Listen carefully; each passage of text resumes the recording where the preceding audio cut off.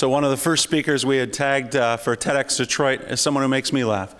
He's the founder of Go Comedy in Ferndale, PJ Jacokes. I can never get your name right. Just PJ. How about that?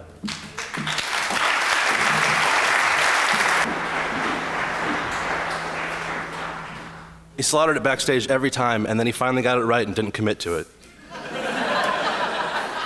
So hi, my name is PJ Jacokes, as he kind of said at the end there, from Go Comedy. And I have to admit, when I was first asked to speak at this event, I was a little bit confused. One, because the first time I met Charlie, he had hired me to dress up like a giant teddy bear and seduce a stuffed animal for a video he was producing that, as far as I can tell, is unavailable anywhere, thank God. And I have looked, so just don't waste your time looking for it. It's not out there anywhere. But then also, I was a little bit confused because I wasn't sure necessarily if I was going to be performing in one of the little 5-minute segments or speaking in one of these longer segments. And performance is certainly more of my skill, but that's not why I'm here, so you're going to listen to me. I'm sort of an interesting hybrid, I think. I am an artist. I was a musician for a long time, and then I took an improv class, hoping to be less of a boring musician, and then I became an actor, and then actually worked out at the Improv Inferno with Dan Izzo, who spoke earlier. It made it a lot harder for me to be funny now. And just through time and luck, I ended up as one of the co-owners of Go Comedy. So now I'm a business person, or a professional people email. I write a lot of those, and I feel like if I put memo somewhere in it, I'll be respected. So, so far it seems to work. I'm here, right? Now, at Go, we do a lot of improvised shows, and for those of you who may not necessarily be familiar with improv, it's not stand-up. Just to get that out of the way, I don't have airline food jokes. But improv is when a team of players get together and the audience offers suggestions, and we use the suggestions to create scenes, sort of like Saturday Night Live, but made up on the spot. And teaching improv is one of my favorite things in the world to do. You can teach it to kids, but it's kind of cheating because they're improvisers. By nature, improv is make-believe. It's just a fancier word for that. It's using your imagination, and it's all stuff that we do when we're kids. But teaching an adult to improvise is teaching them to giggle again, to play tag and run around. And it's one of the most rewarding experiences in the world. But so often, after a show or at a class, so many grown-ups come up to me and say, oh no, I could never do that. I could never do that. And those people, and if you're thinking it, you're all liars. Because you've been doing it your entire life. A couple of nights ago, my son Dax, who's 4.5, and the fact that I couldn't get my iPhone to work fast enough, his teenage self will be forever grateful, because he was in the bathtub, and he was creating an opera between the squishy monsters and the squishy basketballs. And it was really involved, and there was dancing, and one might have been the king. His words aren't all there, but like there was no pretense to it. It was just him existing and imagining, and we all did that when we were children. And somewhere along the line, we're told that we can't do it anymore. There's a point where having an overactive imagination is a bad thing. I don't know how being too creative is ever a bad thing.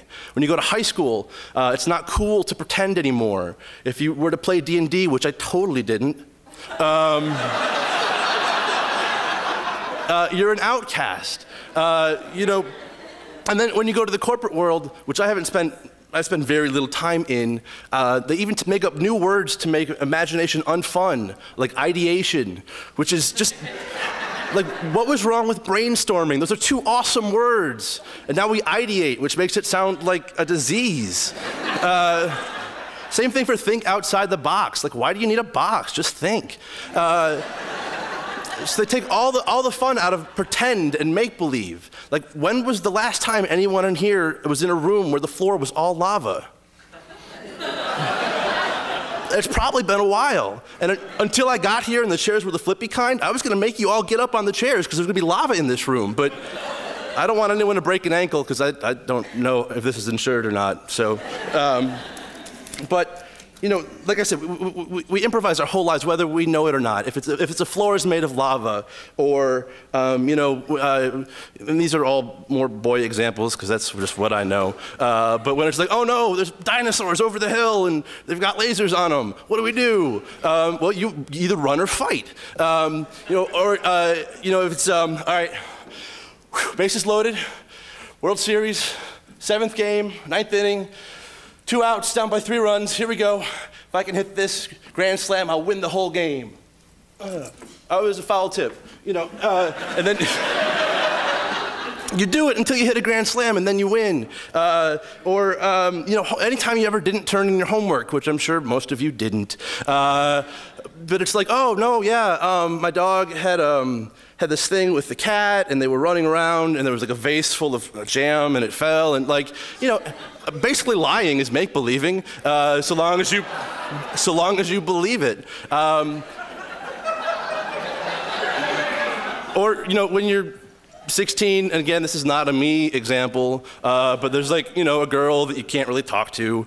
And so in your head, it's like, all right, so I'll write her this poem, right? And right when she gets out of work, I'll show up with the poem and I'll give her the flowers. And, you know, and then what happens is you drive by work and she's left and you just sit in your car and then you feel like, hey, I drove here. And then you go home and you know, play D&D. But you know, there's this war against imagination, and I don't understand it. You know, you want to be more like a grown-up, and grown-ups don't have imaginations. There's not many of them, and they sure as hell don't flex them. And you know, Dan Izzo, I don't know if Dan's still here or not, but earlier he suggested that you stop dreaming, and I get his point, but I think more of us need to start. You know, start dreaming, start having these crazy thoughts, like fill your rooms with lava and lava gators. Like Dax and I have lava gators. And those are some mean dudes, because then you can't just like walk just over the floor, you gotta jump. But you know, when's the last time you really pretended? You know, it's so much fun, and to laugh again and to giggle is stuff that as grown-ups we just don't do, and I don't know why. And that's, you know, one of the best things about improv is I get to teach grown-ups to be children, to run around and scream. You know, we play tag, and in my class right now it's like there's a kid who's 16 and there's 2 men who are in their 70s, and it doesn't matter. You know, no one's too cool for it. No one's judging anyone. We just get to run around in a sandbox on stage. And it's such a wonderful and freeing feeling. And the reason is that we can do this, I believe, is because of support. And you know, Jen, who's gone, was saying a second ago about, you know, when she first got here, she wasn't sure about the support or the community. And, you know, from my experience, the communities in Detroit are so supportive. If it's the artistic community or the theater community or the music community, the improv community, you know, in Detroit, we root for each other. You know, I've been to Chicago to see an improv show, and the people go to see those shows to make sure they're not better than what I'm doing. That's garbage. You know, I've been to LA, and it's like, I'm 100 pounds too fat to do anything. Like, you know, to create, that doesn't make any sense to me. But in Detroit, people go to shows to make sure that you feel the love. And that's how we move forward as a community. That's how we're able to create. That's how we're able to put it all out there, because we know if we go out and just lay a bomb, we're gonna be all right. And in improv, that's one of the things I teach, is that it's okay to fail. There's an improv game that we play called 1001, and I'm gonna play it for you by myself for a second. It'll work, right? Good. Can someone just yell out any object? Tomato. Tomato, thank you. So 1001 tomatoes walk into a bar, and the bartender says, I'm sorry, I cannot serve 1001 tomatoes. And the 1001 tomatoes say, why not? And the bartender says, because we closed yesterday, catch up. Thank you. Usually the first one doesn't go that well, but I'm pretty proud of it. But it's one of the first things I teach improvisers, is to just get out there, whether you have a great joke or not, but to get out there and fail. So to get out there, you know, 1001 tomatoes walk into a bar, bartender says, I'm sorry, I can't serve 1001 tomatoes. 1001 tomatoes say, why not? And the bartender says, boy, because it's Thursday? I don't know. But then you take a second and say, like, all right, was that joke funny? No. Was it even technically a joke? No. Are you dead right now? No. Does anyone in this room hate you? No. You tried. You put it out there and it didn't work. And then you know what? You go and try again. Because you have to be fearless when it comes to failing, or you're never really going to go anywhere. And you really can't make believe if you're worried that people are judging you. I teach a lot about killing your internal editor, which is a horrible person that lives in the back of your head that shoots down your ideas before they can ever happen. We're as creative as we allow ourselves to be. And way too often we stop ourselves for really dumb reasons. I've been trying to write a book forever, and the first 2 chapters are so grammatically correct because I go over them over and over and over again, rather than writing the 3rd and the 4th and then coming back.